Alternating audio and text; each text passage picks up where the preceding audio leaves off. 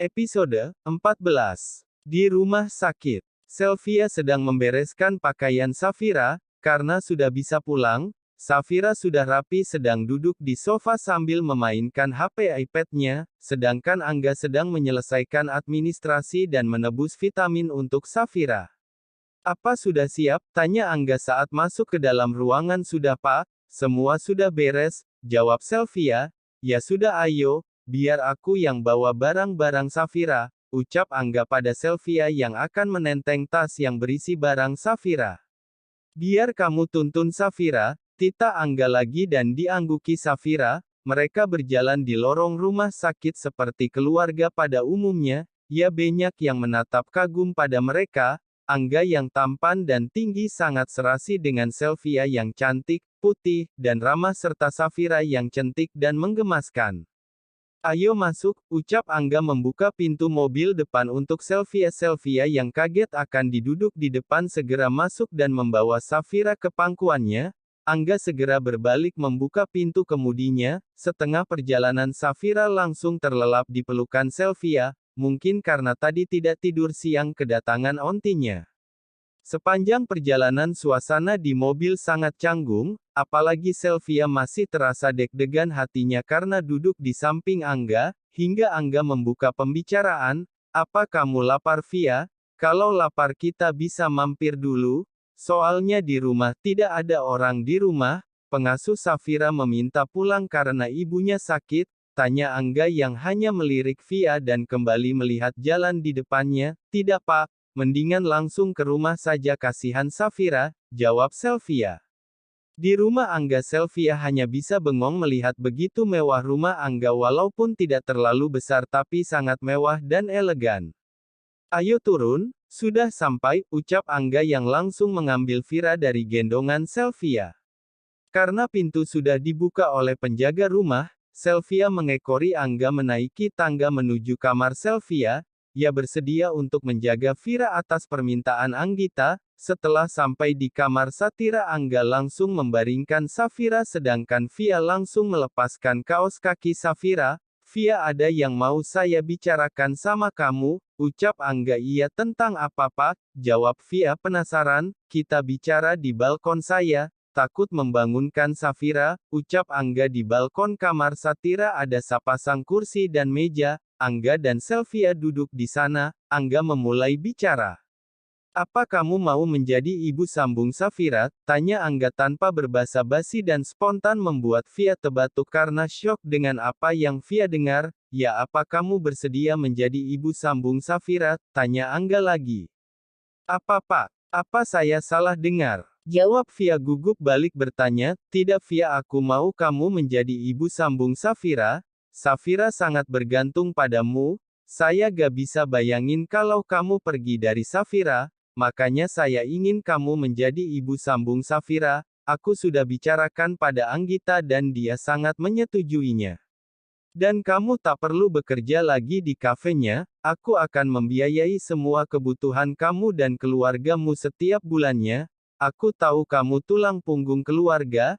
Anggita sudah menceritakan padaku, ucap Angga panjang lebar. Sylvia hanya bisa diam membisu. Ia bingung mau menjawab apa. Mungkin demi menyayangi dan mengurus Safira ia bersedia, tapi kalau jadi ibu sambung berarti ia akan dinikahi Angga.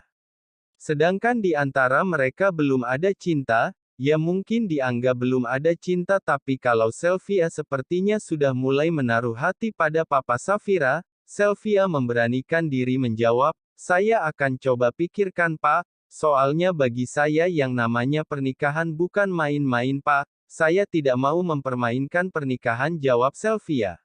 Jangan lupa subscribe, like dan pencet tombol merahnya.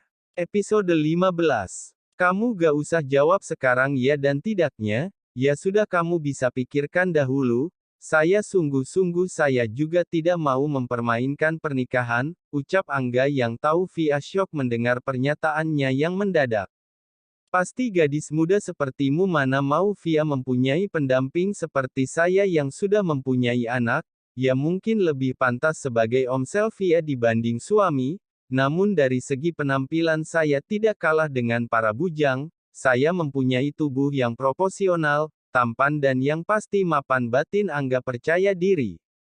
Iya Pak Angga beri saya waktu untuk berpikir, jawab Sylvia kemudian, iya baiklah, saya tunggu jawabannya segera semoga kamu bersedia Via, ucap Angga terus keluar masuk ke kamar Safira, setelah melihat Safira masih tidur Angga keluar kamar Safira menuju ke ruang kerjanya, dan menelpon asistennya Dito.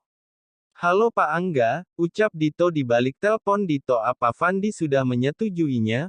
Ucap Angga iya Pak Fandi sudah menyerahkan pembangunan hotel miliknya pada Dirganta Group, ucap Dito. Oke besok kita mulai meeting pertama langsung kabari Fandi segera untuk meeting pertama besok. Ucap Angga. Angga mengembangkan Dirgantara Group bukan hanya perusahaan jasa dan transportasi saja, sekarang merambah ke bidang konstruksi. Fandi memilih Dirgantara Group Konstruksi menangani pembangunan hotel baru miliknya bukan tanpa alasan. Ia sangat mempercayai Angga yang sudah kompeten di bidang itu. Walaupun bidang konstruksi belum lama dikembangkan Dirgantara Group, tapi sudah banyak yang mempercayakan padanya. Sylvia merasa lapar, melihat Vira masih tidur Sylvia turun ke dapur membuka kulkas, banyak bahan makanan di sana, Via langsung memasak untuk sekalian makan malam pikirnya.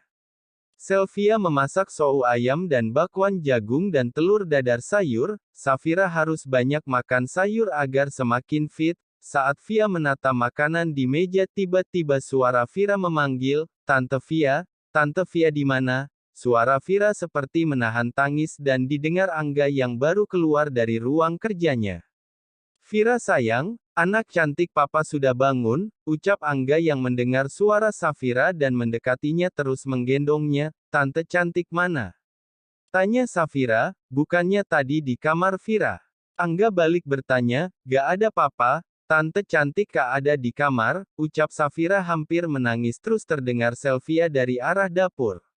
Tante di dapur sayang teriak Sylvia dari dapur, iya Via sedang membersihkan peralatan bekas memasak, lantas Angga langsung membawa Safira ke dapur dan mencium wangi masakan yang sudah terhidang di meja. Vira sudah bangun ya, ucap Sylvia, Tante Via kenapa tinggalin Vira? Tanya Vira yang langsung berpindah dari gendongan Angga ke Sylvia, dan saat mereka bersentuhan Angga dan Safira sama-sama merasakan seperti ada yang berdesir saat mereka bersentuhan, siapa yang tinggalin Tante masak buat kita makan, kan pengasuh Safira sedang pulang kampung, ucap Sylvia sambil mencium pipi gemas Safira yang dicium hanya cengengesan senang.